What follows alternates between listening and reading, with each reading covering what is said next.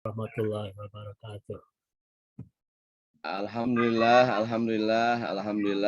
Wassalatu wassalamu ala Rasulillah wa ala alihi wa sahbihi wa sallim ajmain, amma ba'du. Allah Ta'ala fil Qur'anil Karim, a'udzu billahi minasyaitonir rajim. Bismillahirrahmanirrahim. Wa qalu subhanaka la ilma lana illa ma 'allamtana innaka antal alimul hakim. Shadaqallahul azim.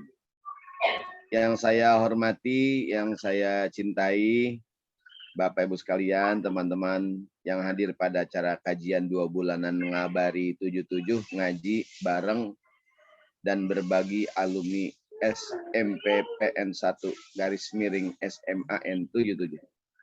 Lengkap banget ya. Lengkap ya. Yang diselenggarakan di pagi hari ini, jazakallah khair, saudara kita Bang Ayub yang menghubungi saya dan juga sekaligus jadi host pagi hari ini, dan juga semua yang hadir. Tema yang diamanahkan kepada saya judulnya kesolehan sosial. Baik, bismillahirrahmanirrahim. Saya mohon izin untuk share materi kita. Nih ngomong-ngomong Bang Ayub, sampai jam berapa saya ngomong ini? Apa ngomong aja kalau udah nggak tahan angkat tangan. Iya. Ya sekiranya udah puas aja. Cukupnya lah ya. Oke, baik. Kita ada 2 sesi kan ya. Ustadz, nanti ada sesi tanya. Oh gitu.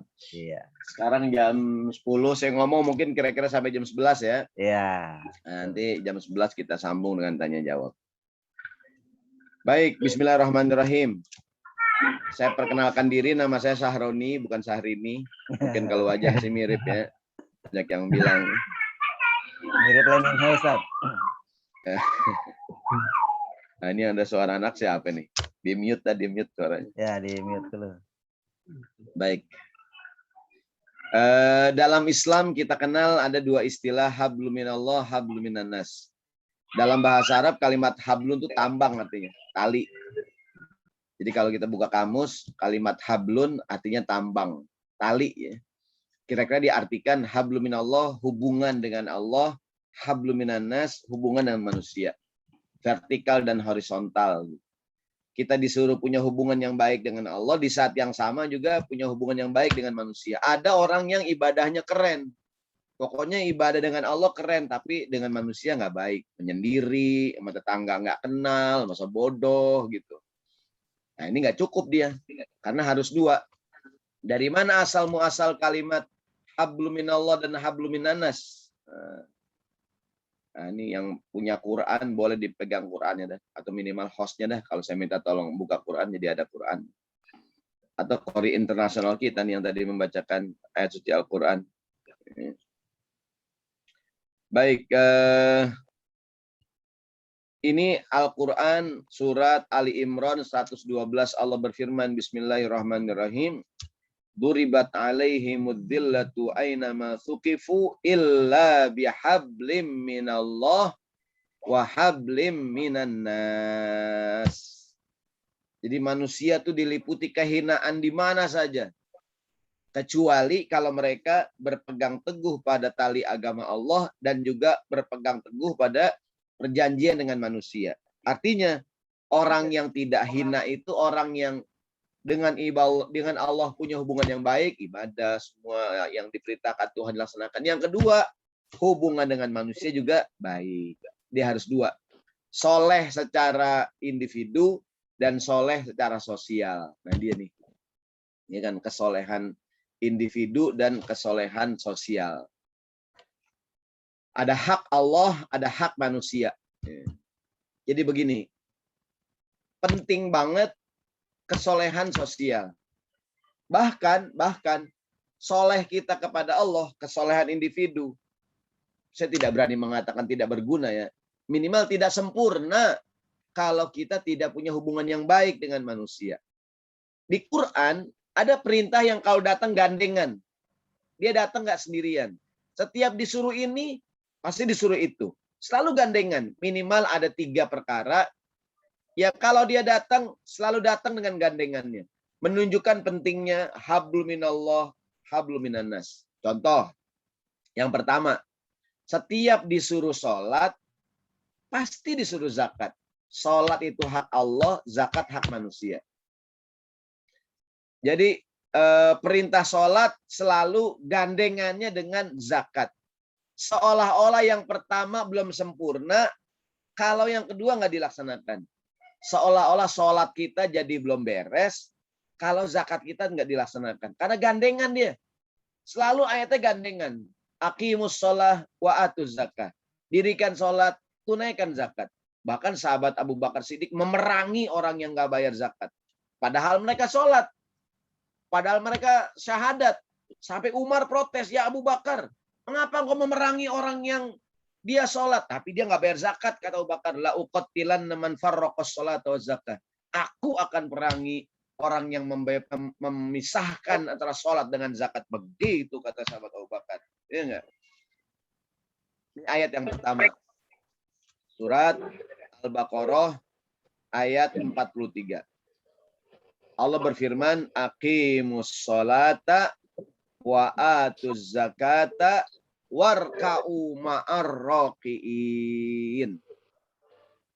Dirikanlah sholat, tunaikanlah zakat, warka'u ma'ar raqiin, dan rukuklah, sholatlah berjamaah bersama orang-orang yang ruku. Yang pertama, disuruh sholat plus disuruh zakat. Apa artinya? Sholat kita ini nggak sempurna kalau kita nggak zakat. Begitu seolah-olah. Ketika Allah nyuruh kita sholat, nggak sendirian. Warka'u ma'ar raqiin. Rukuklah, sholatlah berjamaah. Sosial, jangan sendirian. Sholat itu walaupun ibadah individu, tapi prakteknya sosial. Sholat aslinya sholat berjamaah. Kalau terlambat baru sendiri gitu. Jadi jangan disangka ibadah sholat ibadah individu. Ibadah sholat itu ibadah jamaah sebenarnya. Ya enggak? Kan dilaksanakan berjamaah. Bahkan meskipun kita sholat sendirian, doanya ihdinas siratal mustaqim. Tunjukilah aku jalan yang lurus. Tunjukilah kami. Ya enggak? Ihdina nahnu. Jalan yang begitu tuh. Jadi setiap disuruh sholat, suruh zakat. Maksudnya apa? Soleh pribadi nggak cukup. Harus soleh sosial. Bahkan sholat aja yang kelihatannya ibadah individu, disuruhnya berjamaah. Gitu tuh. Di ayat lain. Al-Baqarah ayat 1, 2, 3. Ya enggak? Alif lam mim. Dzalikal kitabu la raiba fihi hudal lil muttaqin. Ini Al-Qur'an, petunjuk buat orang yang bertakwa. Siapa orang yang bertakwa? Alladzina yu'minuna bil ghaibi wa yuqimunas shalah wa mimma razaqnahum yunfiqun. Orang-orang yang bertakwa adalah orang-orang yang beriman kepada yang gaib. Beriman kepada yang gaib. Ya kan? Dan mendirikan sholat dan menafkahkan sebagian rizkinya. Gitu tuh. Jadi dia mendirikan sholat dan menafkahkan gitu. Jadi nggak cukup dia sholat, tapi yuqimunas sholata wa mimma razaqnahum yunfiqun. Dia mendirikan sholat dan menunaikan zakat. Gitu. Mendirikan sholat dan menunaikan zakat. Ya kan? Mendirikan sholat dan menunaikan zakat. Gitu. Jadi bukan cuma mendirikan sholat doang.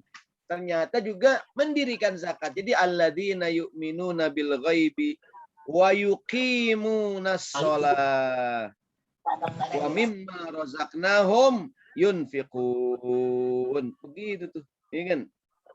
Ya kan? Wa mimma razaqnahum, jadi mendirikan sholat dan menafkahkan sebagian. Selalu begitu dah. Pokoknya tiap disuruh sholat, disuruh zakat. Kan? Wa aqimus sholata wa atuz zakata wa ma tuqaddimu li anfusikum khair wa ma tuqaddimu li anfusikum fahuwa khairul lahu inda rabbih. Al-Baqarah 110. Dirikanlah sholat, tunaikanlah zakat. Ini contoh pertama ya. Jadi setiap kita disuruh sholat, pasti suruh zakat, menunjukkan betapa pentingnya kesolehan sosial. Gitu. Iya enggak? Gini Bang, kadang-kadang ada orang teman kita tuh kuliah kalau nggak sholat uring-uringan. Tapi kalau belum bayar zakat, santai aja dia. Padahal kewajibannya sama. Iya nggak tuh? Betul. Sholat kewajiban individu, zakat kewajiban sosial. Gitu. Kita, aduh, gua agak semayang, gue puyang mata. Nah dong, gue belum semayang nih, puyang dia. Bapak udah bayar zakat. Nah, ini. Dia nggak sadar bahwa kewajibannya sama. Ya. Kewajiban sholat, saya ulangi, Abu Bakar memerangi orang yang nggak bayar zakat walaupun dia sholat. Diperangin tuh. Ya. Maksudnya, kan ada orang yang ngerasa udah soleh. Kita, mohon maaf nih di Indonesia nih, orang rajin pakai pici dibilang soleh. Soleh banget tuh orang.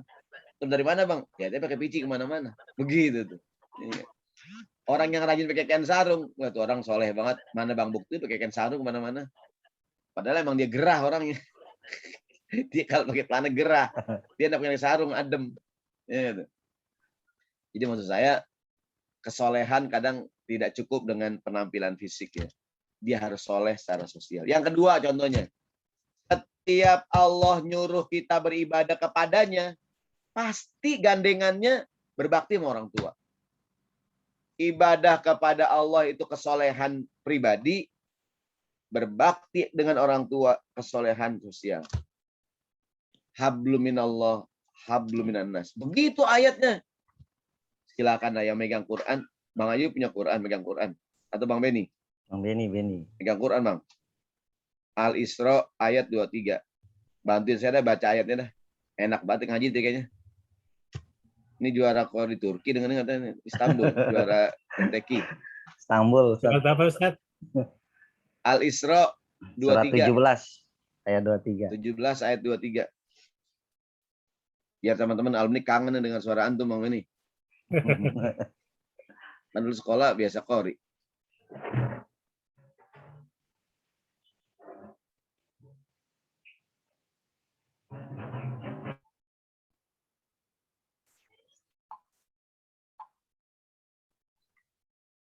Al-Isra. Iya, 17:23. Udah maghrib itu. 17:23. Nyarinya susah nih Ustaz. Nah gitu. 23 ya. Tadi ayat berapa Ustaz? 23. 17 ayat 23. Ntar yang lain juga nih. Kalau berkenan saya minta tolong ntar nih. Ada berapa? Yang hadir 23 orang nih. Kalau sama istrinya 50 orang ini. Padahal. A'udzubillahi minasyaitonirrajim. Bismillahirrahmanirrahim. Wa qada rabbuka alla ta'budu illa iyyahu wa bil walidayni ihsana.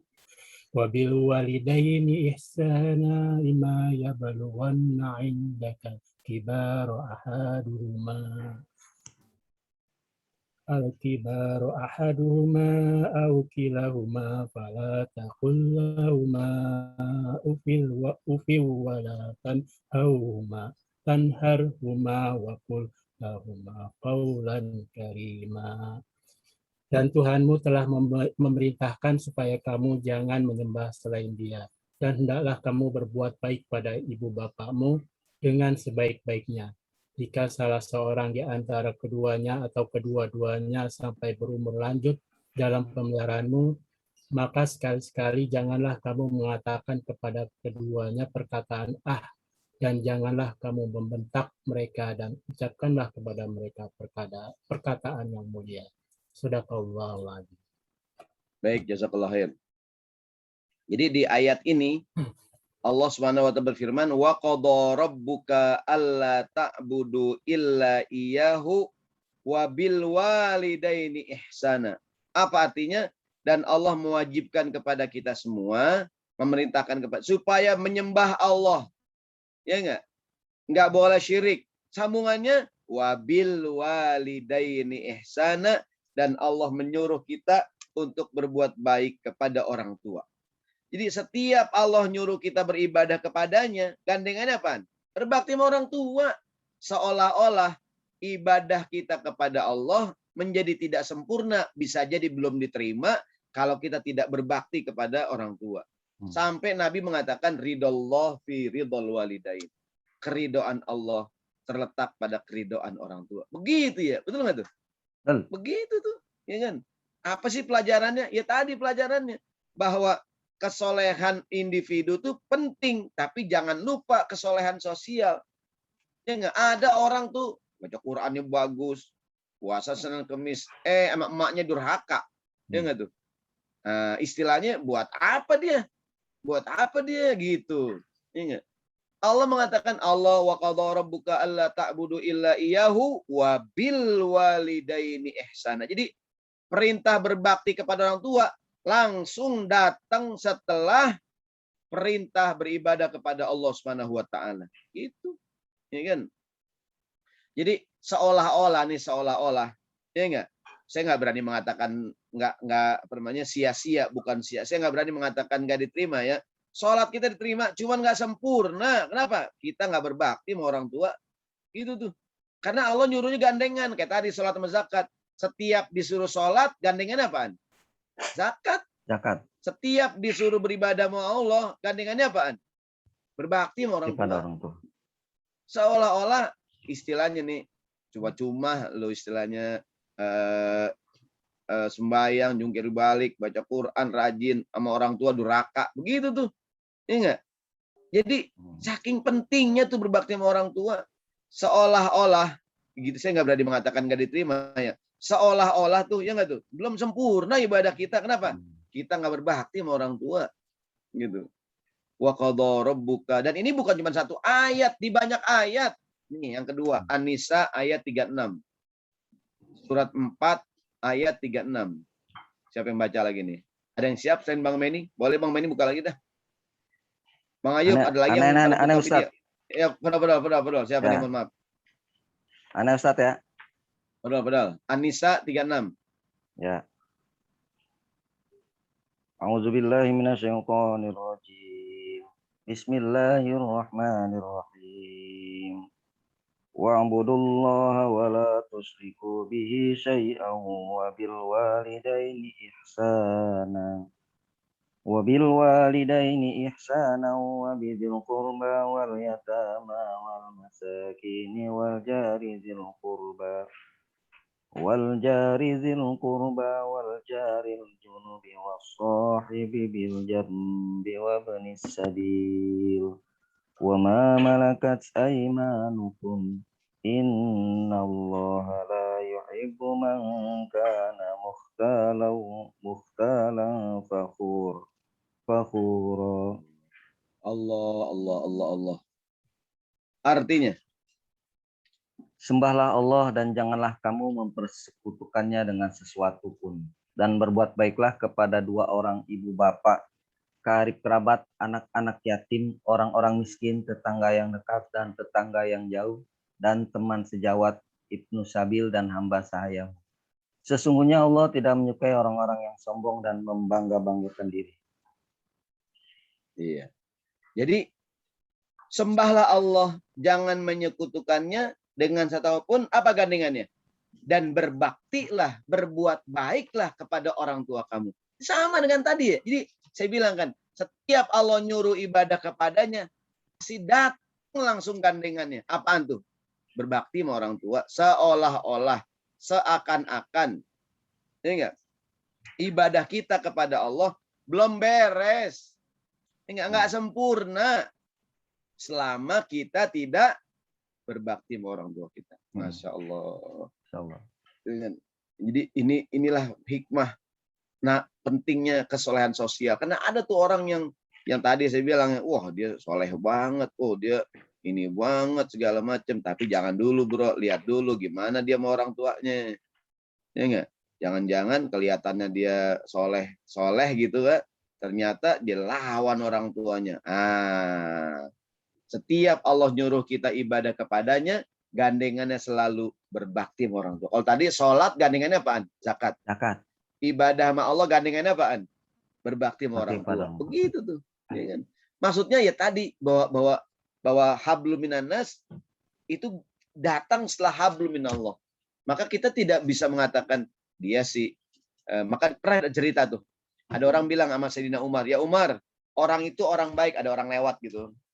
Ya Sayyidina Umar itu orang baik, kata Umar, pasti kamu bilang begitu gara-gara kamu lihat dia lagi sholat, dia lagi ibadah, iya kan? Iya, kata orang ini.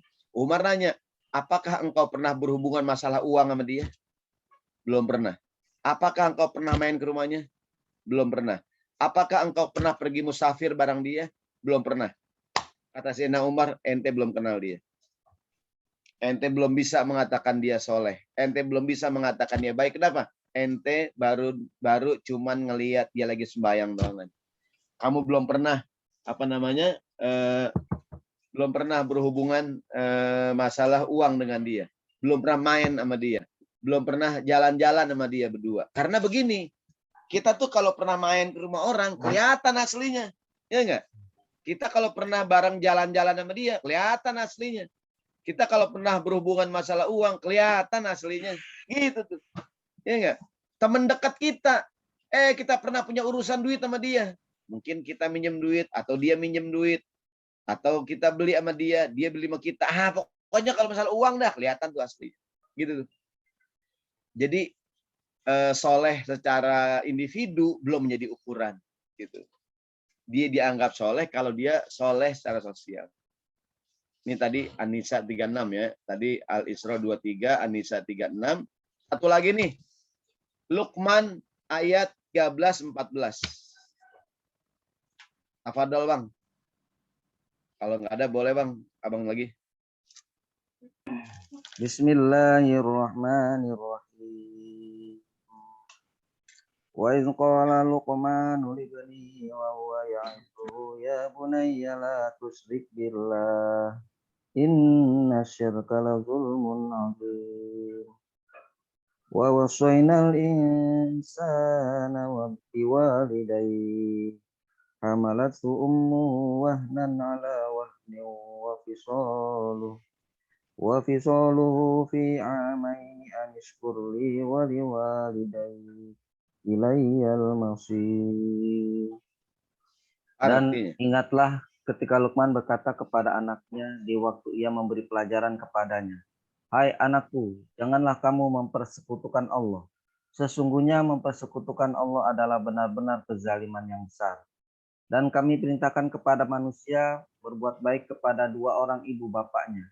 Ibunya mengandungnya dalam keadaan lemah yang bertambah-tambah dan menyapihnya dalam 2 tahun. Bersyukurlah kepadaku dan kepada dua orang ibu bapakmu. Hanya kepadakulah kembali. Baik. Lihat ayat yang ke-13. Allah mengatakan, ingatlah ketika Luqman berkata kepada anaknya, ya bunayya la tusyrik billah. Anakku, jangan engkau menyekutukan Allah. Ya kan? Jangan engkau menyekutukan Allah. Ya kan? Ayat 14. Dan Allah berfirman, aku perintahkan kepada manusia untuk berbuat baik kepada orang tuanya. Allahu Akbar. Ya enggak tuh? Ayat 13 jangan syirik. Ayat 14 apaan? Berbakti sama orang tua. Selalu begitu. Maka mohon maaf nih, ini termasuk orang tua mertua ya. Iya. Artinya kita merasa gitu tuh udah keren, udah begini. Ternyata kita sama orang tua kita kurang ajar, sama orang tua kita nggak berbakti. Gimana kita dibilang orang yang soleh? Malu kita dibilang soleh. Ya, jadi selalu begitu. Selalu kesolehan sosial itu jadi standar. Tadi ini hadis yang saya bilang, Rasulullah mengatakan ridollah fi ridol walidain wa sukhutullah fi sukhtil walidain. Ridhonya Allah sangat tergantung keridoan orang. Ini jelas-jelas lagi Nabi bilang. Hadis riwayat Imam Turmuzi. Ridhonya Allah tergantung ridhonya orang tua. Murkanya Allah tergantung murkanya orang tua. Orang tua murka sama kita, habis kita. Kalau orang tua kita ridho, bismillah. Gitu tuh. Ya kan? Maka mau ngapa-ngapain, minta. Saya mohon maaf ya, semua kita pasti orang tua kita punya cita-cita sama kita. Gue pengen banget lah lu jadi begini. Din, gue pengen banget dah Din, lu begini Din. Dulunya nggak Bang Ayub? Ya. Mak kita bilang, Yub, gue pengen banget Yub, lu ntar gini-gini. Ya nggak tuh? Ya, sekarang Bang. Mungkin, mohon maaf ya, mungkin kita nggak seperti harapan orang tua kita. Boleh temuin, Nyak. Pak, maaf ya, kalau dulu Nyak, Babe pengennya saya begini, sekarang begitu. Ya gitu. Dulu pengennya saya kuliah teknik, saya malah kuliahnya tempat yang lain. Gitu maunya. Dulu pengen saya jadi dokter, sekarang jadi insinyur. Umpamanya dulu pengen saya kerja di kantoran, sekarang saya wirausaha. Begitu tuh. Sebagian orang tua tuh bangga kalau anaknya kerja di kantor. Dikegang lihat gajinya, pokoknya anak saya mah Ustaz, orang kantoran. Padahal duitnya banyakkan orang dagang. Anak saya dong tuh kantoran, anak saya mah kok cuma dagang doang di rumah. Padahal yang dagang duitnya banyakan. Cuman orang kita tuh begitu. Kalau saya mah kok alhamdulillah anak saya PNS gitu tuh. Ya enggak? Padahal oh ya kan apalagi orang dulu tuh, kalau anaknya jadi PNS bangga banget udah. Keren. Jadi ya itu kita minta ridho orang tua. Berikutnya, nih saya bilang tadi jangan sampai kita jadi seorang ahli ibadah tapi juga nyakitin orang lain. Amal perbuatannya banyak tapi akhlaknya buruk. Istilahnya ngaji, dibaca Quran, puasa, Senin, Kemis, segala macam dah. Tapi akhlaknya buruk. Kata Nabi dalam sebuah hadis, riwayat Imam Tabrani, "Inna su'al khuluqi la yufsidul amal, kama yufsidul khallul asal." Sesungguhnya akhlak yang buruk bisa merusak amal perbuatan sebagaimana cuka bisa merusak madu. Kita punya madu, tuangin cuka, hancur udah, nggak keminum, rusak udah. Madu yang aslinya cakep, keren, kecampur cuka, udah dah. Begitu seolah-olah. Akhlak yang buruk merusak amal. Amalnya bagus. Kan gini, amal itu kan hablum minallah. Akhlak itu kan hablum minannas. Ente rajin ngaji, baca Quran, sembahyang, lagu lu. Kalau ngomong sama orang kagak sopan. Gitu tuh. Kalau jalan-jalan aja kayak gedebong pisang. Wala salam wala kalam. Gitu tuh. Orang kalau lewat apa kayak bilang assalamualaikum kayak apa kayak dah negor nyengir kayak dikit. Meskipun dia ahli ibadah, orang elak sama dia, ogah, ya enggak? Orang belagu banget, gitu tuh, ya enggak? Jadi orang tuh kalau meskipun istilahnya ilmunya tinggi, amalnya banyak, tapi akhlaknya tengil, orang kagak demen, lagu lu, itu, ya enggak? Mentang-mentang lo istilahnya ustad, ilmu lu banyak, tapi akhlak lu nggak semenggah, gitu kata orang Betawi, ya enggak? Akhlak lu nggak ada sopan-sopannya. Ya enggak? Gitu. Ada akhlak kayak begitu. Gitu orang kadang ngomong. Ya enggak? Ada akhlak lu kayak begitu. Meskipun lu ahli ibadah. Ada orang kagak negor. Ya enggak? Teman lagi susah kagak ditolongin. Nah, itu dia. Akhlak. Ingat gak zaman sekolah kita dulu? Kita punya teman. Dia kagak pinter dia di sekolah. Di kelas kagak pinter. Dia juga kagak punya duit. Jarang traktir. Cuman orangnya akhlaknya bagus banget dia. Orangnya kagak belagu. Demen kita sama dia. Ya enggak? Meskipun dia tampangnya ya pas-pasan dah, ya enggak? Ya enggak? Apa istilahnya tuh? Kue cucur anget-anget, tampangnya hancur banget gitu. Tapi akhlaknya bagus. Di teman kita sekelas kagak ganteng kagak. Ya itu tadi kue cucur anget-anget, tampangnya hancur banget. Cuman dia gitu, orangnya kagak belagu, ya enggak? Meskipun teman kita ganteng, cakep, pinter, belagu banget. Orang pengen nampol aja bawaan. Begitu tuh. Jadi kadang tuh akhlak tuh. Kita lagi kumpul nih, si rese datang udah cabut bro, cabut. Ya orang rese gitu kadang tuh. Ya enggak? Jadi akhlak tuh luar biasa dah. Ya, akhlak tuh. Ada seorang suami punya istri cakep, cantik istrinya. Istri cantik. Ya enggak? Istrinya pinter lah. Cuman mulutnya Ustaz, pedas banget Ustaz. Lakinya diomel mulu, kalau ngomong mulutnya. Dia kalau beli cabai nggak pakai sambal udah pedas banget mulutnya. Gitu tuh. Bininya cakep cuman akhlaknya ada sopan-sopannya sama suami. Tuh. Ya enggak? Suami juga biar kata bininya cakep, kalau nggak punya akhlak, nggak sopan sama suaminya, cinta hilang juga saya yakin. Ya enggak? Ya enggak? Lama-lama kan bini lu cakep, Bro. Kok lu gede kau bini lu? Iya, cakep doang casingnya, Bro. Mesinnya, ya enggak? Akhlaknya jelek. Gitu tuh. Jadi akhlak itu luar biasa. Akhlak itu kan hablum minannas. Ini ada cerita dari Abu Hurairah ya, radhiyallahu anhu qala ilalin Nabi, ada yang cerita sama Nabi. Inna fulana tasumun nahar wa taqumul lail. Rasulullah itu dia tuh ada seorang perempuan rajin puasa sunnah, rajin bangun malam, tapi Nabi tu'zi jironah. Tapi mulutnya pedas Nabi, nyakitin tetangganya. Ya enggak? Apa kata Nabi? La khaira fiha, itu perempuan nggak ada bagus-bagusnya kata Nabi. Meskipun dia puasa, meskipun dia mulai, kalau tetangganya tersakiti, la khaira fiha. Hiya finnar, di neraka kata Nabi. Ya Rasulullah, ada lagi si fulan Nabi, perempuan, tusallil maktubah wa tasumu Ramadan. Dia orangnya ya yang wajib-wajib doang Nabi. Dia paling sholat yang 5 waktu doang, jarang dia puasa sholat sunnah. Dia puasa Ramadan doang Nabi. Dia jarang Senin Kamis Nabi. Emang ibadahnya pas-pasan lah istilahnya. Wa tatasaddaqa bi aswarin min iqtin, ya sedekahnya segitu doang Nabi. Tapi la tu'zi ahadan bilisaniha, tapi dia tidak pernah menyakiti tetangganya. Tidak pernah menyakiti orang lain. Apa kata Nabi? Hiya fil jannah, orang itu di surga. Masya Allah. Bayangin coba tuh. Yang ibadahnya banyak, Senin Kemis, puasa Nabi Daud. Ya enggak? Rajin baca Quran. Ada ibu-ibu ngaji sehari 3 kali, minum obat. Pagi ngaji, siang ngaji, sore ngaji. Tapi akhlaknya, ya enggak? Menyakiti tetangganya, menyakiti suaminya, menyakiti orang tuanya, menyakiti mertuanya. Ngomongnya lemes banget. Ada nggak tuh? Kalau dia ngomong satu kampung tersinggung, ya nggak tuh? Akhlaknya, kata Nabi, hiya finnar, di neraka dia. Tapi ada orang yang tadi tuh, ya puasa cuman Ramadan doang, Ustaz. Dia istilahnya sholatnya cuman ya 5 waktu doang, Pak Ustaz. Dia boro-boro, Pak Ustaz. Dia ibadahnya dikit, tapi nggak nyakitin orang, Pak Ustaz. Apa kata Nabi? Hiya fil jannah. Yang begitu di sorga, kata Nabi. Masya Allah. Apa sih nih, Bang? Akhlak. Ya enggak? Akhlak. Ya kan? Ya Allah, semoga kita Allah maja'alna, jadikan kami Allah orang-orang yang punya akhlak yang baik. Amin. Soleh secara sosial. Ya enggak tuh? Kan kita udah lama berumah tangga ya. Setelah kita lama berumah tangga, emang benar Pak Ustadz, yang penting akhlak Pak Ustadz. Banyak banget yang cakep-cakep pada, aduh, mulutnya Pak Ustadz.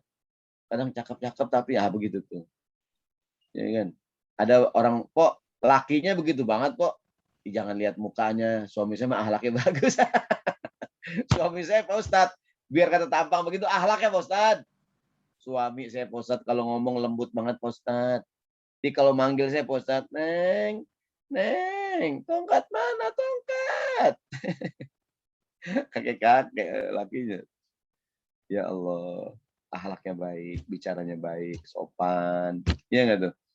Izin, kesana kemari, nggak nyakitin. Orangnya tawadu, rendah hati. Ya enggak tuh? Ya enggak? Masya Allah. Wanita yang begini nih, wanita soleha.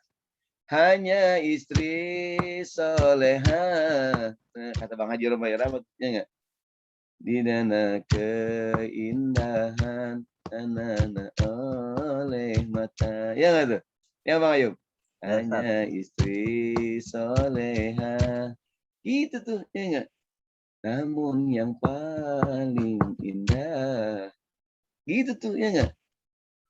Bayangkan bininya cakep, cuma ngomongnya Pak Ustaz, astagfirullahaladzim. Nyakitin Pak Ustaz. Suaminya kagak dianggap. Di depan tamu kadang suaminya dihina, Pak Ustaz. Laki saya mah Pak, gajinya kecil. Ya kan? Semuanya kecil Pak, suami saya. Kan jatahin harga diri itu. Ya enggak? Suami saya mah Pak, bukan cuma gaji yang kecil, semuanya kecil. Aduh, perempuan ngomongnya dah. Gitu. Baik, kita kembali. Pernah Rasulullah bersabda sallallahu alaihi wasallam, sahabat lagi kumpul, Nabi tanya, kata Nabi, atadruna manil muflis, kalian tahu nggak siapa orang yang paling bangkrut itu? Tahu nggak, kata Nabi, siapakah orang yang paling bangkrut? Kata sahabat, Nabi yang paling bangkrut yang nggak punya duit, bokek Nabi, usahanya hancur. Dia bisnis sampai modal-modalnya habis, nggak punya duit, nggak punya harta, nggak punya benda. Bukan, kata Nabi. Orang yang bangkrut yang sebenarnya orang yang ibadahnya banyak, tapi begitu menghadap Allah, ini enggak, dia ibadahnya banyak, tapi diam-diam dia nyakitin orang, ngambil harta orang, menzolimi orang lain. Masya Allah, mulutnya nggak dijaga, menumpahkan darah, suka nyakitin orang. Apa kata Nabi? Amalnya banyak, tapi suka nyakitin orang. Hari kiamat, diambil kebaikan dia, diberikan pada orang yang dia zolim. Lama-lama kebaikannya habis. Yang dizolimin masih banyak. Dia ambil dosa orang, dikasih sama dia. Lama-lama dilemparkan ke dalam neraka. Na'udzubillah min zalik. Jangan sampai kita bangkrut nih. Kita bangga-bangga amal kita banyak, tapi banyak yang gedeg sama dia. Masya Allah. Ya nggak nih? Banyak yang nggak suka sama dia. Dia mulut kalau ngomong nyakitin, matanya bikin nyakit. Dia kalau mandang nyakitin, Ustaz, tangannya apa aja dah. Ini kan orang yang paling keren, orang yang mati syahid, betul nggak? Meninggal tuh paling keren, meninggal mati syahid. Kata Nabi, yaghfirallahu lisyahidi kulla syai'in illa ad-dain. Yaghfirallahu lisyahidi kulla syai'in illa ad-dain. Orang yang mati syahid, semua dosa-dosanya diampunin sama Allah. Kecuali apanya? Utangnya. Utang itu hablum minan nas. Utang itu kesalahan sosial. Itu orang kalau ngomong agama, ya nggak, pinter banget. Utang nggak dibayar. Begitu tuh, ya nggak? Orang mati syahid, diampunin dosanya. Kecuali apanya? Utang. Utangnya jangan main-main. Bisa di standar kebaikan seseorang. Nabi yang bilang, meskipun dia mati syahid, kalau masih punya utang, nggak gantung masih. Kenapa? Utang tuh hak manusia, soleh sosial. Gitu. Bahkan nanti kita akan lihat, ada orang yang ibadahnya kagak banyak, tapi akhlaknya baik. Naik dia. Ada tuh riwayat hadis Nabi, innal mu'min la yudriku bi husni khuluqi darajatas shaimil qaim. Orang dengan akhlaknya yang mulia bisa menyamai derajat orang yang rajin qiyamul lail, orang yang rajin puasa sunnah. Dia jarang qiyamul lail, jarang puasa sunnah, tapi akhlaknya Pak Ustaz. Saya tanya nih antum semua nih. Kita punya anak. Di sekolah anak kita nggak pinter-pinter banget dah. B dia. Biasa-biasa aja. Ya enggak? Tapi meskipun anak kita nggak juara 1, nggak juara 2, anak kita nggak ranking. Tapi akhlaknya Pak Ustadz, anak saya Pak Ustadz. Akhlaknya sopan. Sayang nggak kita? Sayang. Ya. Kan nggak pinter Pak. Akhlaknya Pak Ustadz. Anak saya Pak Ustadz. Kalau emaknya nyuruh ke warung, nggak pernah ngelawan Pak Ustadz. Dia kalau suruh ke warung, jalan Pak Ustadz. Kadang-kadang nggak disuruh ke warung, dia ke warung sendirian Pak Ustadz. Dijajan Pak Ustadz. Iya nggak tuh? Ya Allah, begitu tuh akhlak. Ya nggak? Saya mohon maaf ya kalau saya salah ngomong. Ada nggak anaknya pintar juara 1, cuman sama bapak yang lawan? Ada nggak nih? Emak-emaknya ngelawan. Sedih orang tuanya. Ya Allah, anak saya pintar, cuman lawan lawan. Ya nggak? Ya Allah, suruh sembahyang susah Pak Ustadz. Dia pintar Pak Ustadz. Saking pintarnya bapaknya dilawan Pak Ustadz. Berdebat sama bapaknya. Gitu tuh. Sampai bapaknya ngomong, lu gua sekolahin lu. Ya biar pinter, malah bapak lu sendiri yang lu gitu. Ya, nah, begitu. Jadi kadang-kadang tuh akhlak itu. Adalah orang bilang pejabat di negara ini. Katanya begini, itu baru katanya doang kan. Katanya jujur, katanya ini ngomongnya nggak sopan. Kotor mulutnya. Iya nggak? Ngomong kotor, ngomong binatang. Astagfirullah, ini orang nggak punya akhlak banget ya. Meskipun katanya dia tuh bersih, nggak bersih-bersih juga ternyata. Iya nggak? Marah-marah, ngomel-ngomel. Aduh, panas Jakarta jadinya. Ya, gitu. Kita perlu orang yang punya akhlak yang baik. Ya, nih.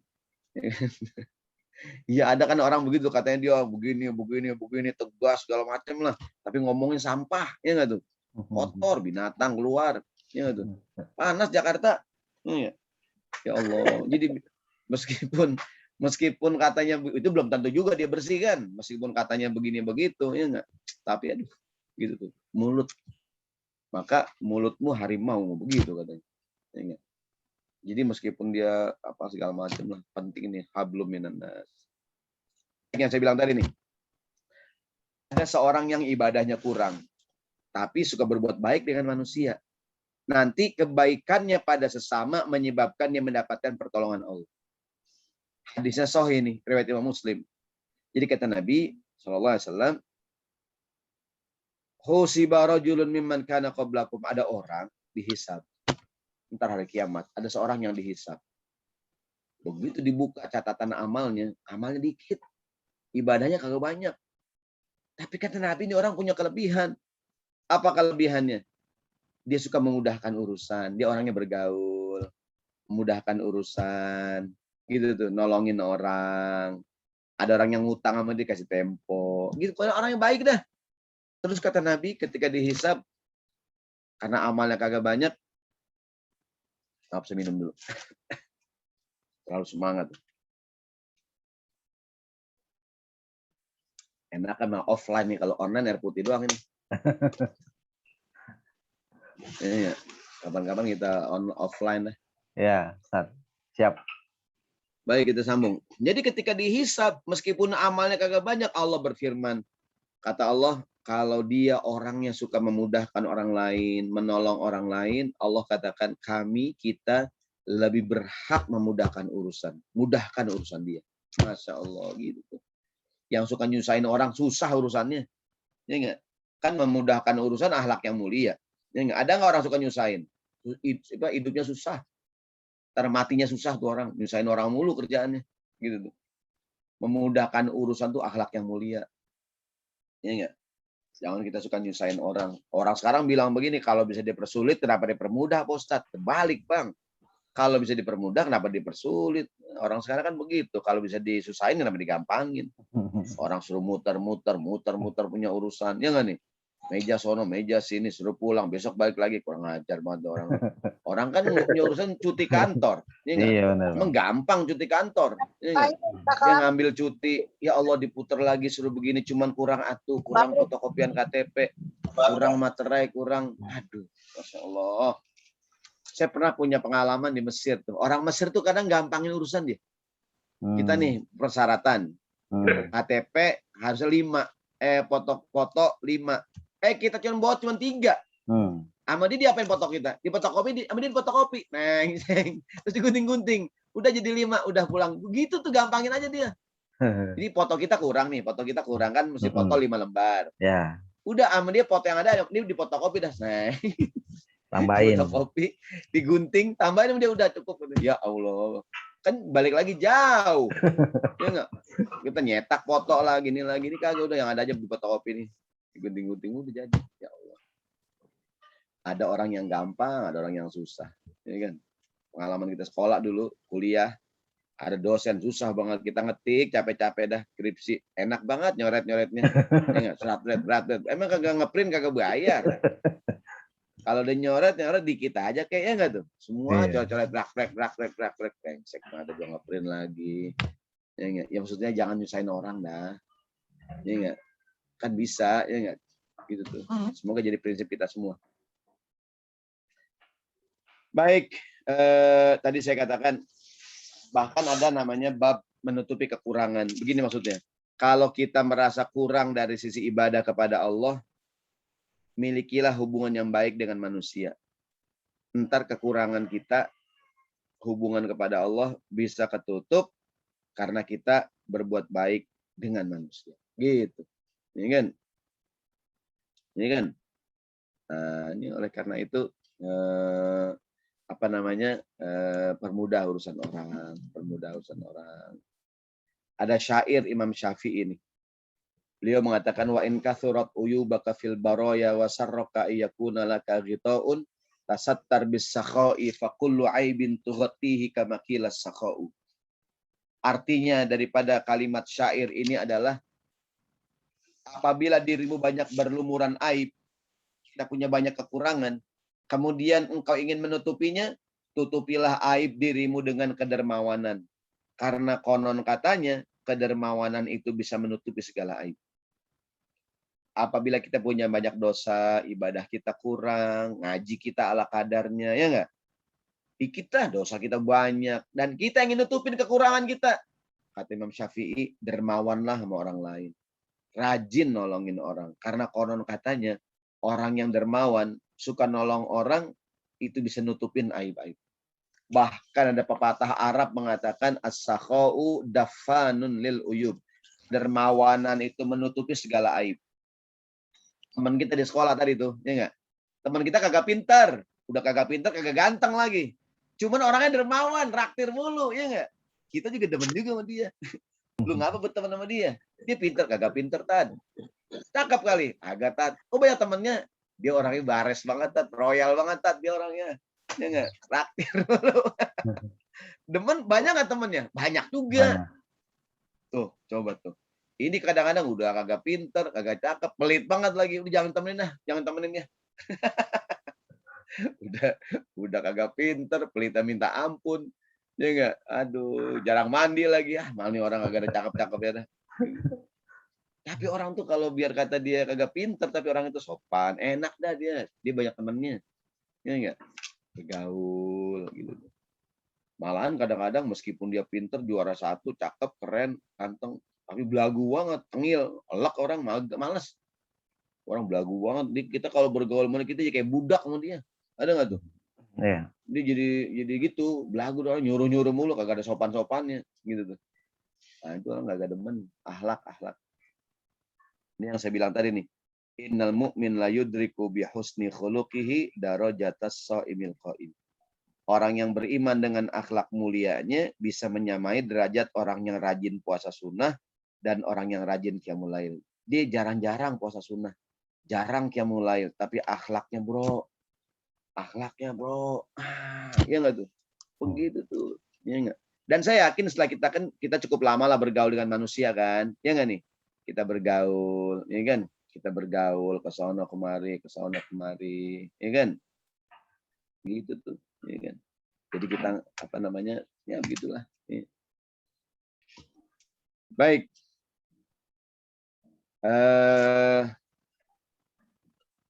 Ini sama hadis dengan yang tadi, kata Nabi, as-sa'i al-armalah wal miskin kal mujahidi fi sabil. Orang yang membantu menolong anak yatim, menolong para janda, orang miskin, pahalanya kayak berjihad.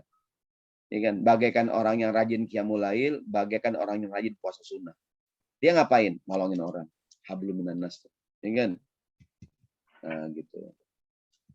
Jadi ada orang yang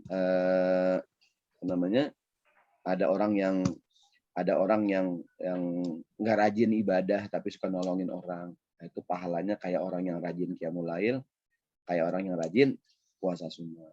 Gitu. Ya. Wa fawqa kulli dhi ilmin alim.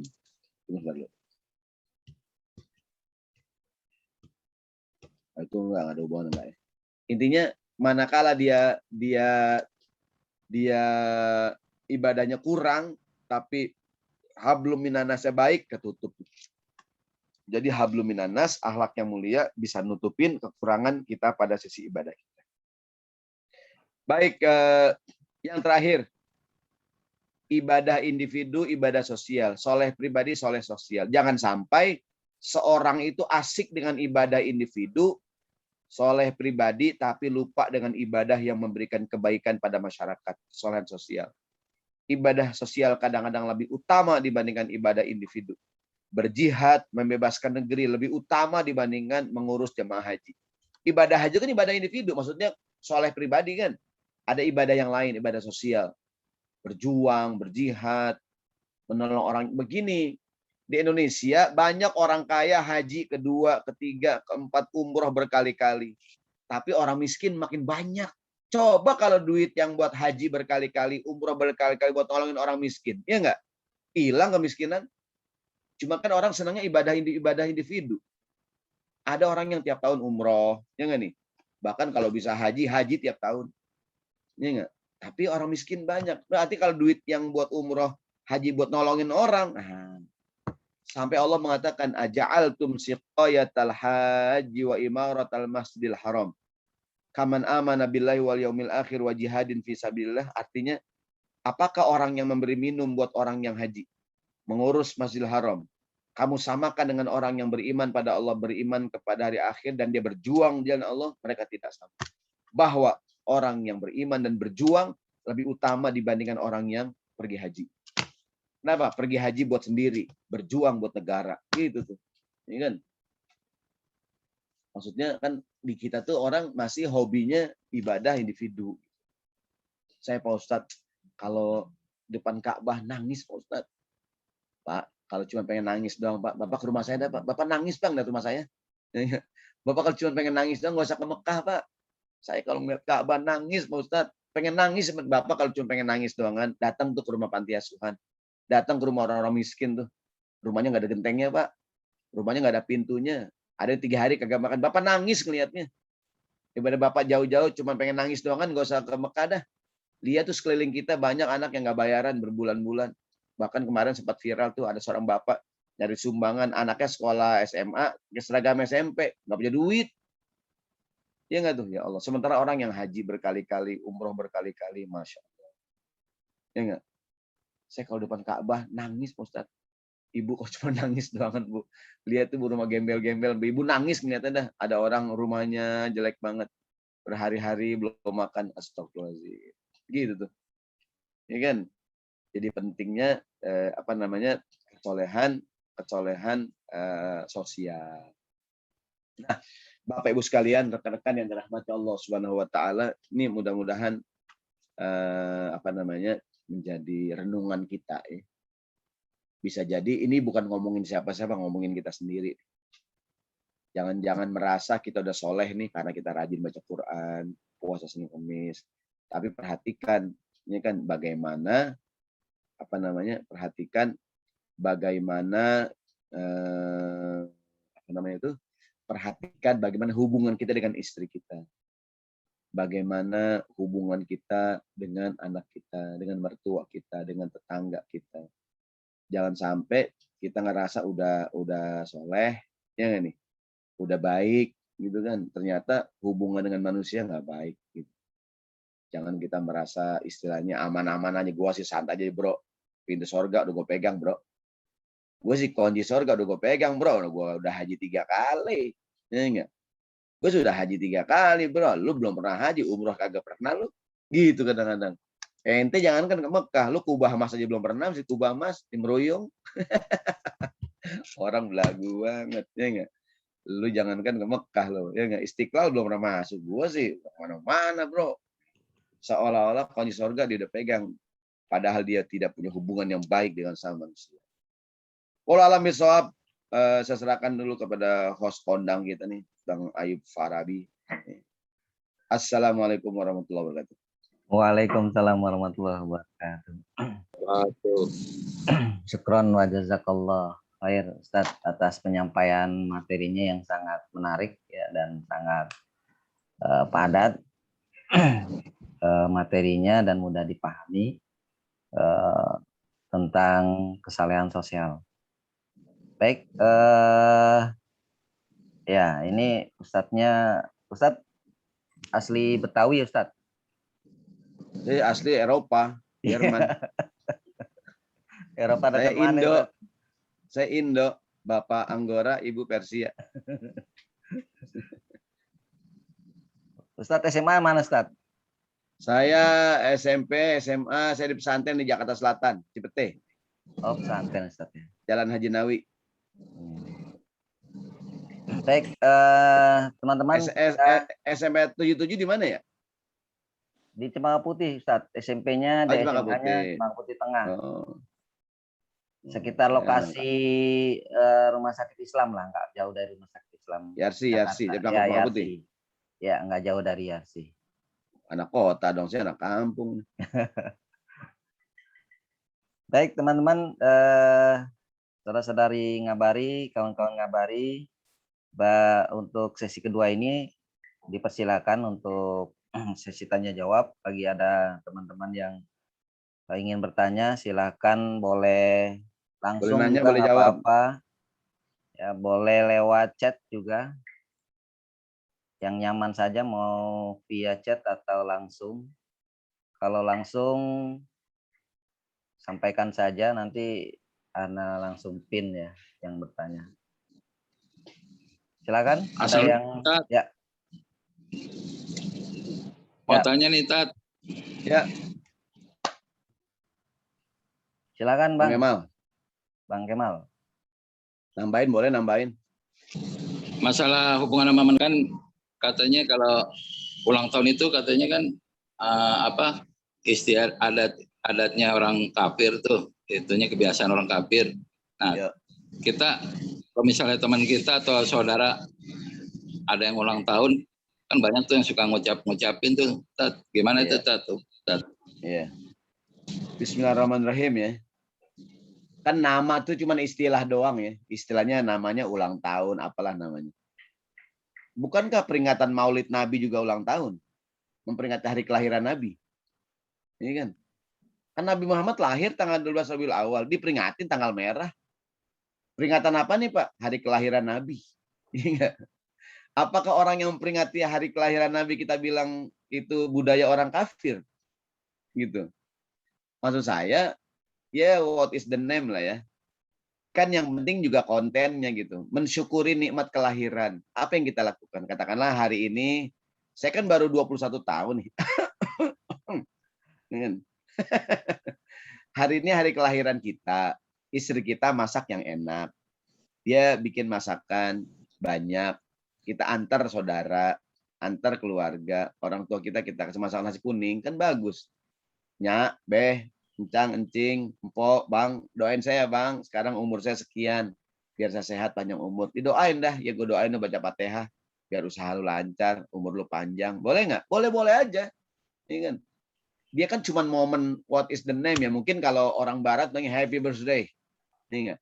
Kan kita anggap dia jelek karena kontennya niup lilin segala macam. Kan sekarang niup lilin di Eropa juga ditinggalkan. Itu kan cara penyebaran corona niup lilin. Gitu kan. Jadi sebenarnya apa ya? Ya sebagai tanda momen bersyukur kepada Allah. Ya, bro, ente hari ini ulang tahun ya, bro. Selamat ya. Semoga ente sehat, panjang umur, rezeki lancar, keluarga sakinah mawaddah. Kan bagus-bagus saja orang doain. Kecuali kita ulang tahun, pesta, kemudian isinya jelek, campur baur, lagi perempuan, kemudian isinya itu yang agak beres gitu. Tapi hari ini, momennya Bang Ayub ulang tahun, dia bikin nasi kuning, kita dianterin semua nih sama dia, ya enggak? Dan kita doain semoga Bang Ayub panjang umur, sehat, berkah, ya enggak? Semakin dekat kepada Allah. Bagus nggak tuh? Bagus. Saya ulangi, bukankah Maulid Nabi itu memperingati hari kelahiran Nabi? Betul nggak? Kan memperingati hari kelahiran Nabi, bukankah 17 Agustus memperingati hari kelahiran bangsa Indonesia? HUT RI, hari ulang tahun bangsa Indonesia yang ke-76. Apakah semuanya ini kafir? Kan nggak juga gitu. Kita memperingati HUT RI, ya kan, masang bendera, doa bersama, ya kan. Kita memperingati hari kelahiran Nabi. Kan juga happy birthday juga, cuma bahasa Arab, Maulid, ya enggak? Happy birthday bahasa Arabnya Maulid, gitu, memperingati hari kelahiran. Artinya ya tergantung kontennya. Kalau kontennya foya-foya, kontennya isinya maksiat, nah itu yang kagak boleh gitu.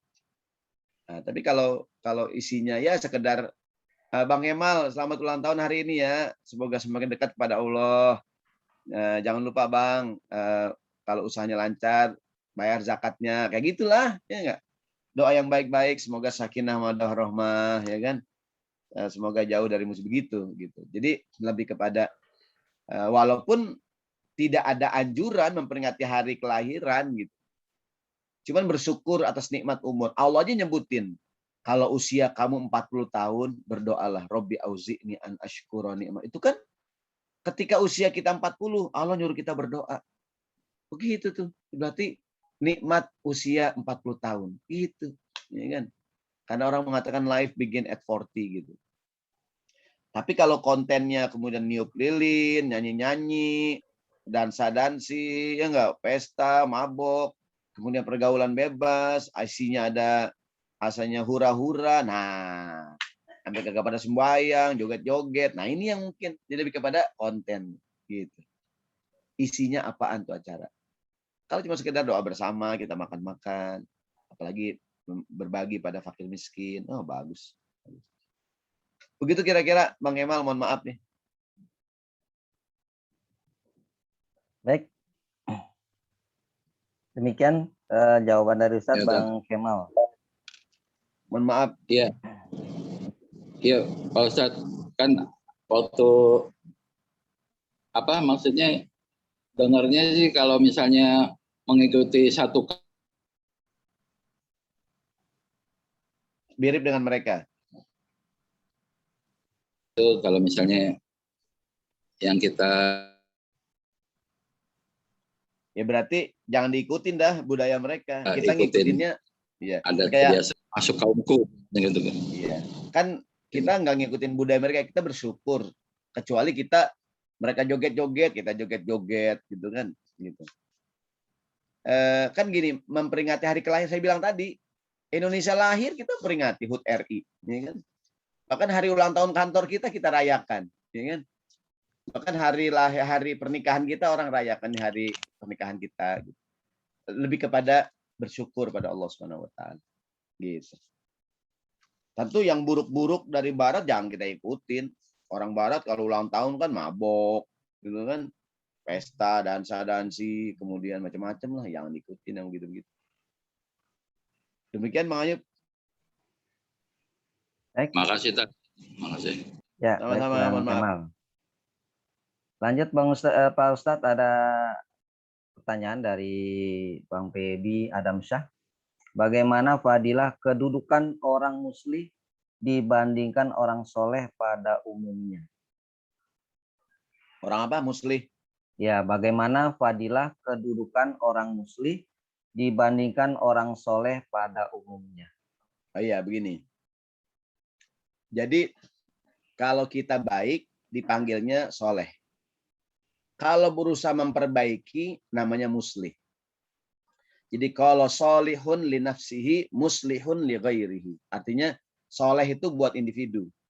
Pribadinya soleh. Kalau muslih berusaha memperbaiki.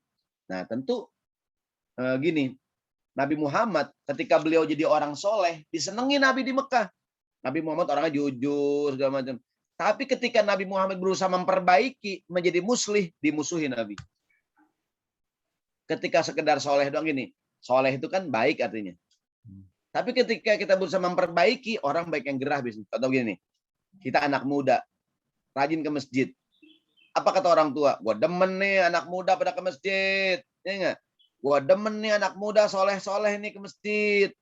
Nah lama-lama kita kan sering di masjid nih. Kita ngelihat ada yang kagak beres di masjid. Keuangan masjid, administrasinya. Kita ingin memperbaiki ya. Pak Haji, saya usul Pak Haji, gimana kalau kita perbaiki sistem keuangan masjid Pak Haji? Biar laporan jelas, biar supaya ini duit keluar masuk jelas Pak Haji. Jangan sampai ada duit yang bocor. Juga menurut saya Pak Haji, ini rasanya manajemen. Gini dah anak muda, lu sembayang aja ya. Lu nggak usah ngacak-ngacak. Begitu biasanya. Ya, begitu kita baik pada demen. Begitu kita berusaha memperbaiki pada gerah. Betul nggak tuh? Baik itu soleh, memperbaiki namanya muslih. Artinya begitu kita berusaha gini, lu jangan lu sembayang aja, nggak usah macam-macam. Begitu tuh. Emang benar. Jadi derajatnya orang yang muslih lebih tinggi dibandingkan orang yang soleh. Soleh itu buat diri sendiri, muslih untuk orang lain, memperbaiki. Jadi Nabi Muhammad ketika beliau jadi orang yang soleh, dicintai Nabi, disayangi orang Mekah, orang nitipin duit, percaya sama Nabi. Sama Muhammad ya. Begitu umur 40 tahun jadi Nabi, disuruh berdakwah, memperbaiki masyarakatnya, mulai dimusuhin. Sama coba dah ente kerja di kantor. Kita kerja di kantor, bagus nih, rajin, disiplin. Dipuji nggak? Gua demen nih anak muda nih, karyawan baru nih. Kerjanya rajin nih. Seneng nggak orang? Seneng. Tapi pas setelah kita lama-lama kerja, ini kayak ada yang kagak beres di kantor dan nih. Ini kayaknya nih banyak yang nggak beres. Ini kok keuangan, terutama soal keuangan ya. Ini keuangan, ditegur kita. Lu di sini kerja aja ya. Lu jangan macam-macam. Jangan ngacak-ngacak yang udah ada. Begitu. Pak, tapi saya tujuannya baik, Pak. Ingin memperbaiki. Lu tuh kerja aja. Gitu. Jadi kalau kita cuman baik mah orang agak marah.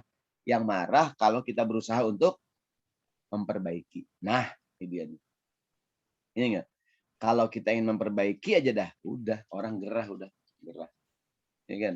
Orang gerah. Nah, ini saudaraku sekalian yang dirahmati Allah Subhanahu wa taala. Jadi kalau kita cuman baik doangan sih, ya orang juga ya demen. Tapi kalau kita memperbaiki, nah ini nih. Ini dia nih. Ini dia. Wallahu a'lam bishawab.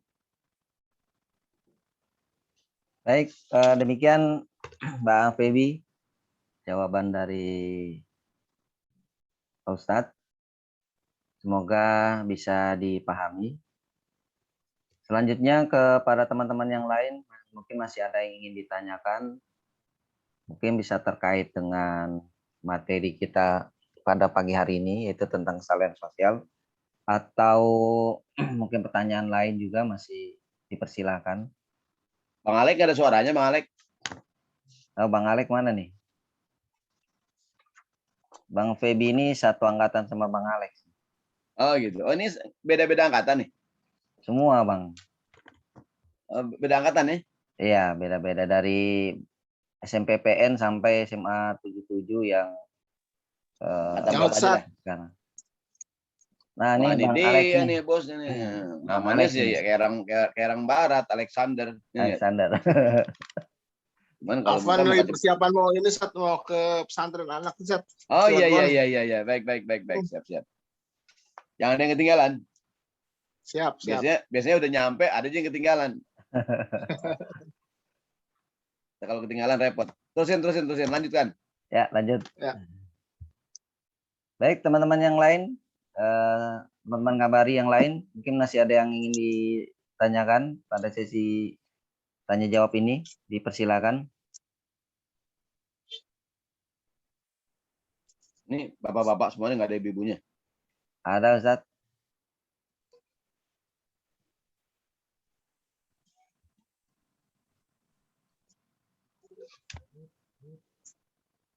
Jadi yang sering orang tuh kadang suka ini masalah utang. Orang anggap enteng. Padahal utang itu kesolehan sosial. Artinya dia orangnya rajin apalah gitu ya. Tapi utang agak dibayar-bayar, gimana itu? Maka kalau orang meninggal dunia, yang kewajiban yang nomor satu bayarin utangnya. Dia orangnya punya berwasiat, wasiat jangan ditunaikan dulu, bayar utangnya dulu, gitu. Iya kan? Maksudnya meskipun dia rajin ibadah segala macam, kalau prinsipnya utang, lunasin utangnya dulu. Maka biasanya kalau orang meninggal tuh ada yang maju keluarganya, ya nggak nih? Hadirin, kalau almarhum punya utang piutang, tolong sampaikan kepada kita keluarganya. Mau dibayarin bang? Ya kagak, lapor aja dulu, bayar mah gampang ntar ya nggak? Yang penting lapor dulu gitu tuh. Kenapa? Agar yang meninggal nih nggak ada sangkutan hukum gitu sama Allah. Biar dia meninggal tenang, utang-utangnya udah nanggung di dunia. Karena apa? Utang itu penting banget. Maka yang kasihan tuh orang yang korupsi, ya enggak? Bukan kasihan sih, dia brengsek juga ya, udah di penjara. Masalahnya mana duitnya, dia harus balikin tuh. Ya, dia apalagi yang dikorupsi dana bansos. Dana masyarakat seluruh Indonesia, minta maaf seluruh Indonesia. Ya Allah, gimana coba itu korupsinya? Hukumannya ringan lagi, masya Allah di dunia. Berat. Jadi nyolong duit pribadi dosa, tapi yang dicuri duit jamaah, ini kita nyolong duit orang nih, dompet gitu, dosa. Yang dicolong di kotak amal, itu kan duit sedekah orang, gede lagi dosanya tuh. Yang dicolong duit masyarakat miskin lagi, bansos, ini kan keterlaluan. Nih ente nyolong duit orang kaya, dosa nggak? Dosa, cuma masih mendingan lah yang dicolong orang kaya, ya nggak? Ini yang diambil duitnya orang miskin, zaman pandemi lagi, kan keterlaluan. Harusnya hukuman mati. Berubah. Ya inilah manusia lah, hukum manusia. Gitu. Ada hukum Allah yang lebih adil. Tunggu pengadilan akhirat. Wallahualam bishawab.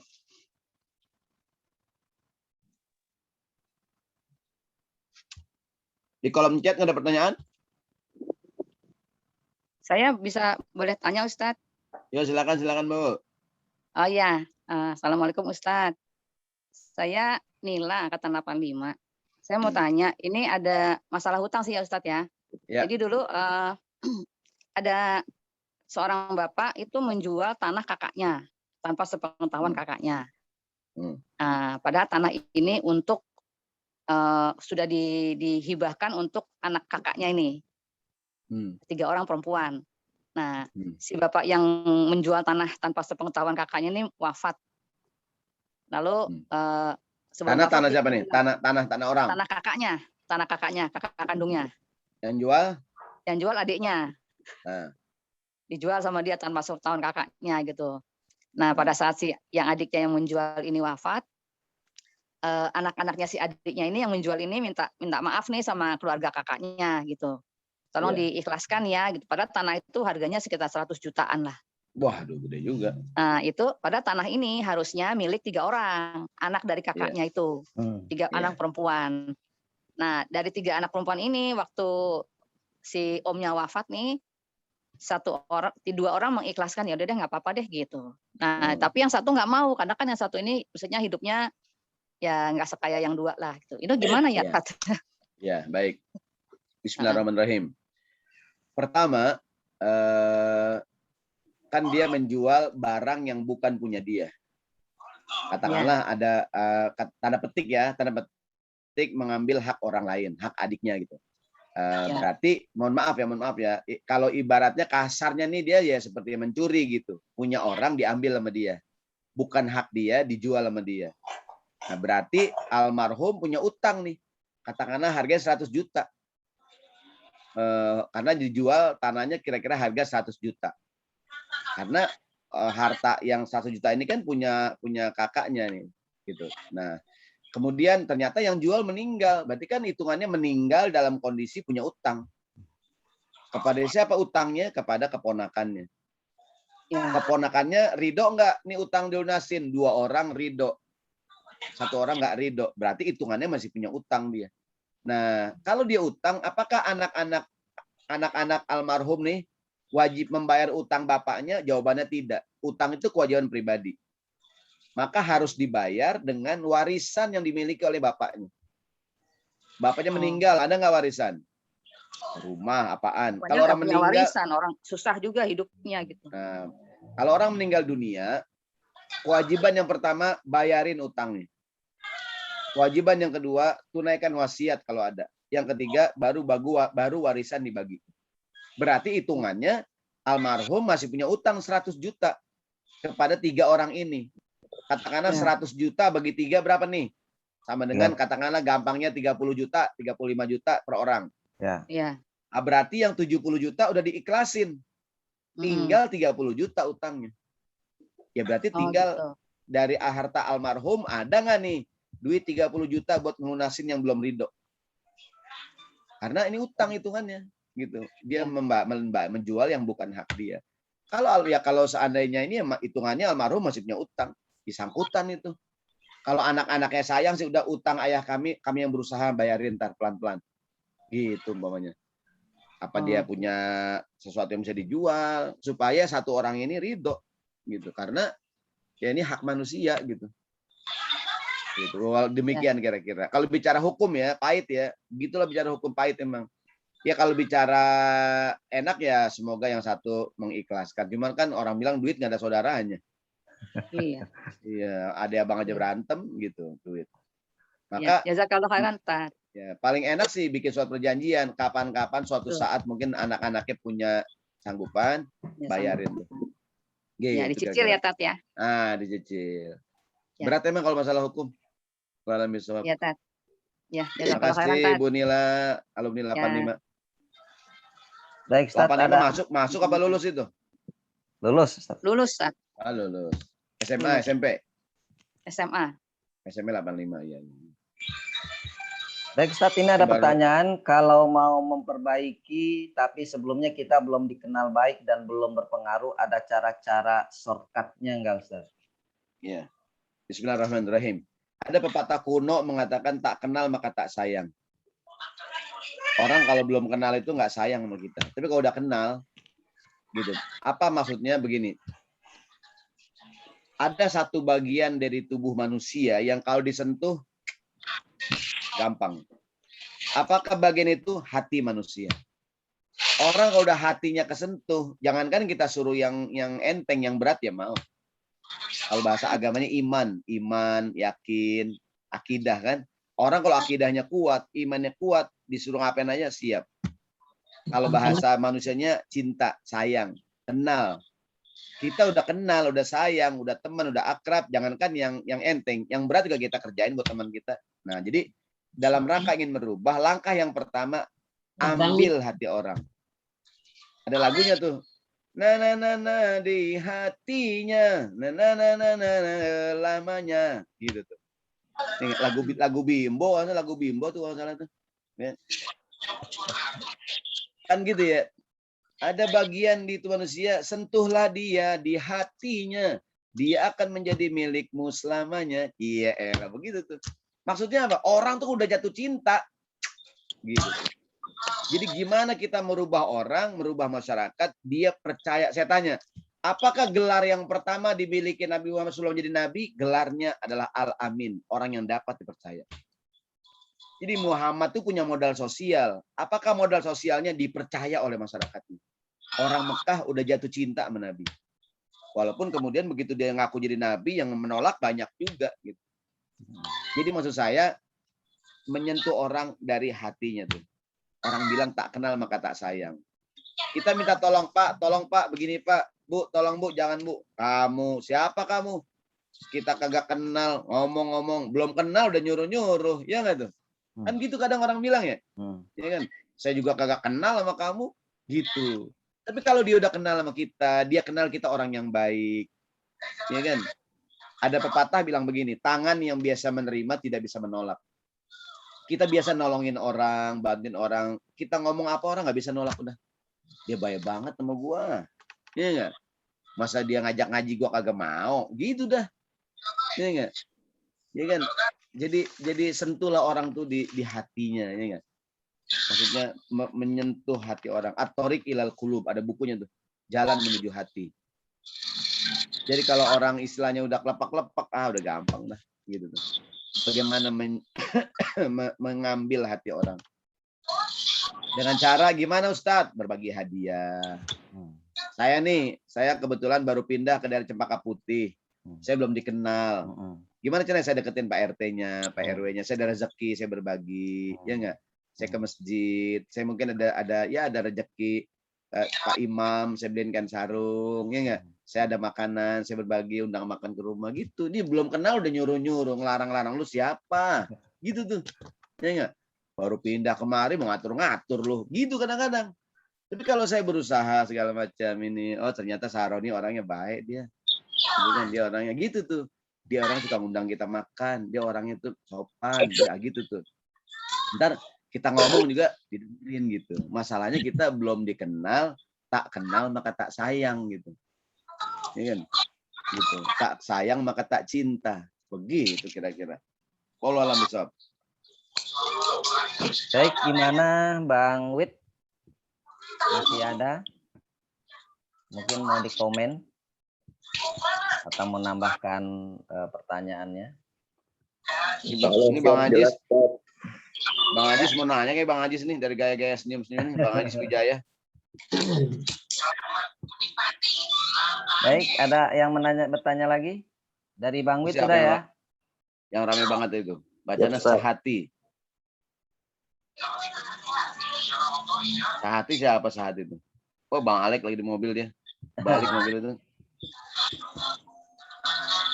Ya, jadi kalau yang tadi pertanyaan terakhir, Pak Ustadz, tetap saja kita harus berusaha untuk bisa dikenal ya, gitu Ustadz ya. Tapi iya benar. Diawali lah dengan kita menyentuh hatinya dulu gitu kan. Iya, tak kenal maka tak sayang maka tak cinta. Iya. Kalau udah sayang, udah cinta, apa juga dah. Istilahnya sentuhlah dia di hatinya. Dia akan menjadi milikmu selamanya. Begitu tuh. Jadi kalau kita udah kenal sama dia, udah begini ya. Gitu. Ini kadang lu belum kenal nyuruh-nyuruh gua, lu siapa lu? Gitu. Ya enggak? Tapi kalau dia udah kenal kita kenal dia, oh dia orang baik, dia begini begitu gitu. Wallahu a'lam bishawab. Baik. Masih ada kan yang Nabi dikenal baik. Di Mekah Nabi dikenal baik gitu. Iya, silakan. Ya, ada yang bertanya, silakan kalau mau langsung atau via chat. Masih ada waktu kita sekitar 15 atau 20 menit.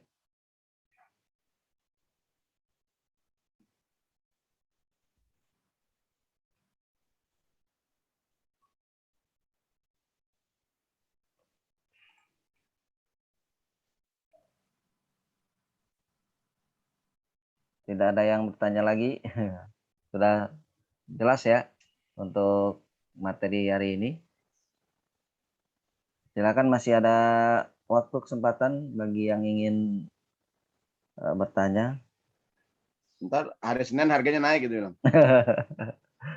Ini Bang Wid tadi yang bertanya sudah paham atau ingin ada komen nih? Masih ada nih Bang Wid di sini. Insya Allah siap Bang, sudah selesai Bang. Jelas. Jelas.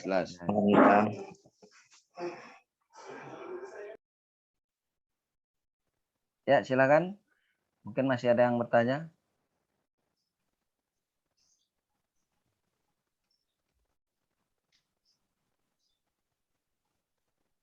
Oh ya Ustaz, kalau boleh nanya lagi Ustaz. Ya, Ya. silakan. Tadi mungkin menyambung dari Mbak Nila ya, Bu Nila ya, yang nanya mengenai utang Ustaz. Jadi kalau misalnya kita sayang Ustaz sama teman kita gitu, terus kemudian dia punya sangkutan utang gitu kan kepada orang ataupun kepada kita nih Ustaz. Nah, ngingetinnya tuh gimana Ustaz ya? Kalau kita udah 2 kali misalnya udah ngingetin nih Ustaz, tuh utang dibayar lu gitu. Lu kan punya utang sama dia gitu. Bayar dah buruan, padahal dia kayaknya mampu gitu Ustaz. Itu kira-kira gimana lagi Ustaz, cara mengingatkan kepada yang bersangkutan supaya melunasi kewajibannya Ustaz. Jazakallah Ustaz. Baik, bismillahirrahmanirrahim ya. Pertama, fadzakir fa inna dzikratan fal mu'minin. Orang perlu diingatkan, yang namanya peringatan tuh ini baik, bagus. Orang suka lupa ya. Kalau pas pas diingatkan dia jadi ingat. Jadi ya pertama yang benar-benar kita ingetin gitu, kita bilangin. Kita bilangin dan ya kalau kewajiban teman sih ya sekali, 2 kali, 3 kali. Kewajiban kalau sudah kita laksanakan ya udah bebas dan selesai tugas kita. Kalau sebagai teman ya, kalau sebagai orang yang punya duit ingetin terus, hak kita. Ya kan? Hak kita gitu untuk mengingatkan terus. Ya kan? Tapi kalau udah kita ingatkan dia istilahnya nggak peduli, itu urusan dia dah. Tapi kalau soalnya hak duit kita nih, nah kadang-kadang begini jadi masalah. Kita suka-suka gampangin maksudnya gampangin, kita nggak ada buktinya, nggak ada surat-suratnya gitu kan, akhirnya jadi masalah gitu. Maka kalau punya utang piutang bikin surat, ada tulisannya gitu. Kalau ada surat-suratnya kan nagihnya gampang, ya enggak? Kita kadang-kadang karena gampangin akhirnya ya jadi begitu dah. Nah, cara yang paling gampang sih ya minimal suruh bikin surat. Kadang dia susah tarik nih. Bikin surat perjanjian. Surat perjanjian utang piutang pihak 1, pihak 2. Nauzubillah min zalik. Belakangan hari ada apaan? Ada buktinya, ada suratnya. Gitu. Yang repot kan kagak ada surat-suratnya nih, ya enggak? Karena minjem temen, bro, lu punya duit nggak bro? Gue pakai dulu dah. Itu kalimat kagak jelas tuh, gue pakai dulu. Minta peminjem kagak jelas tuh. Pas kita tagih, dulu kan lu pernah minjem sama gue 1 juta. Lu bukan ngasih. Kan lu bilang minjem. Lu kan bilang minjem ya. Dia kan begitu. Gue lu ngasih kali. Nah, ya enggak? Yang minjem nggak ngerasa minjem, yang ngasih merasa minjemin. Yang minjem dia minta, cuman bilangnya gue pakai dulu dah. Itu kalimat bersayap banget tuh. Lu punya duit nggak bro? Gue pakai dulu dah. Utang apa minjem tuh? Minta apa minjem? Kagak jelas. Kalau emang minjem tulis surat. Gue males pinjam sama lu pakai surat. Ya kamu ya udah, kalau mau pakai surat tanda tangan. Biar gue nagihnya gampang gitu. Kita minjem duit di koperasi gocap yang ditulis, papan tulis, ya enggak? Ya enggak tuh. Kita minjem duit gocap ditulis di buku gede. Haroni minjem gocap, ya Allah. Gue malu banget nama gue ditampang di papan bor gitu kan. Kenapa sama teman kita kagak tulis? Nah, jadi yang paling gampang dari kalau sekarang Ustadz saya udah nggak pernah. Nah, sekarang mumpuk kalau masih punya bikin aja surat. Gitu kira-kira. Ya kan? Wallah misal. Gitu, Bang. Syukran jazakallah Ustaz. Jazakallah. Maaf ya. Di mana, Bang? Di Maka Putih? Mayoran Ustaz. Oh, Mayoran. Saya takut lupa ya. Jangan lupa follow Instagram saya Syahroni Mardani. Ini follower belum naik-naik nih. Alhamdulillah udah Ustaz. Oh, udah ya, jazakallah khair ya. Ya Pak, Ustaz, kalau ada komen tolong dibalas ya Ustaz. Oke. Kan Ustaz kasih kayak limin waktu Ustaz ya. Siap. YouTube channelnya ada nggak Ustaz? Agak di Instagram doangan. Instagram aja ya. Ini aja Instagram udah namanya kesibukan.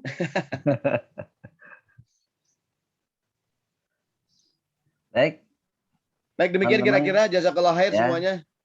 Kalau ada kalimat-kalimat yang kurang baik, kurang pantas, mohon dibukakan pintu maaf yang seluas-luasnya.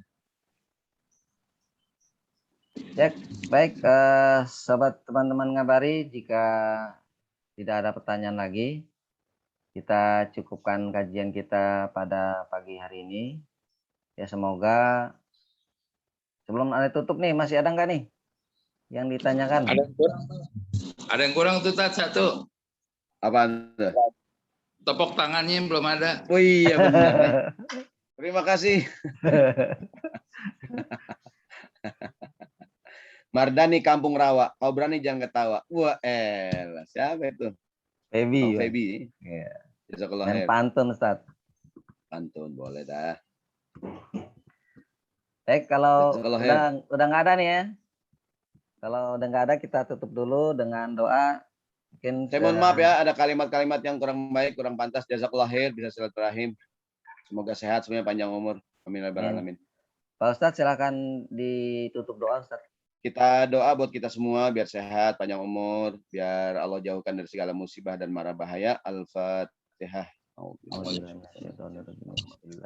Rabbil alamin arrahmanir rahim maliki yaumiddin iyyaka na'budu wa iyyaka nasta'in. Ihdinas siratal mustaqim siratal ladzina an'amta 'alaihim ghairil maghdubi 'alaihim waladdallin. Amin.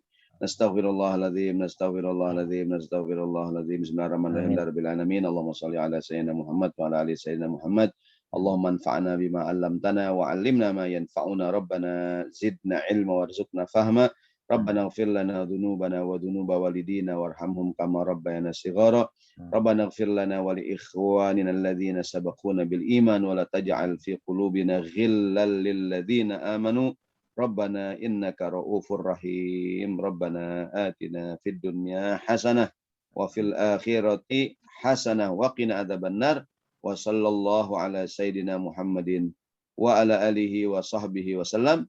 Walhamdulillahi rabbil alamin. Demikian, mohon maaf. Assalamualaikum warahmatullahi wabarakatuh. Waalaikumsalam warahmatullahi wabarakatuh. Demikianlah kajian kita pada pagi hari ini, kajian 2 bulanan Ngabari. Semoga apa yang tadi disampaikan oleh Ustadz dapat bermanfaat untuk kita dan juga kita mampu meningkatkan kesalehan sosial kita kepada lingkungan kita. Artinya kita bisa mengaplikasikan dari apa yang sudah disampaikan oleh Ustadz. Dan semoga kita selalu mendapatkan keberkahan, kesehatan dari Allah Subhanahu wa taala. Akhirul kalam, mohon maaf jika ada kata yang salah dari ana. Dan kita tutup dengan membaca hamdalah alhamdulillahirabbil alamin dan doa kafaratul majlis.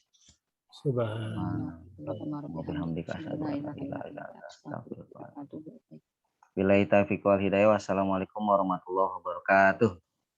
Sampai ketemu lagi di kajian 2 bulanan yang akan datang. Semoga kajian 2 bulanan yang akan datang kita bisa adakan secara offline. Semoga ya bisa kita selenggarakan secara offline dan Jakarta semakin membaik kondisi COVID. Amin. Baik, sampai bertemu lagi. Kawan-kawan silakan untuk live. Syukran Ustadz, jazakallah atas. Ya, saya pamit ya. Ya Ustadz. Ya, assalamualaikum. Waalaikumsalam warahmatullahi wabarakatuh.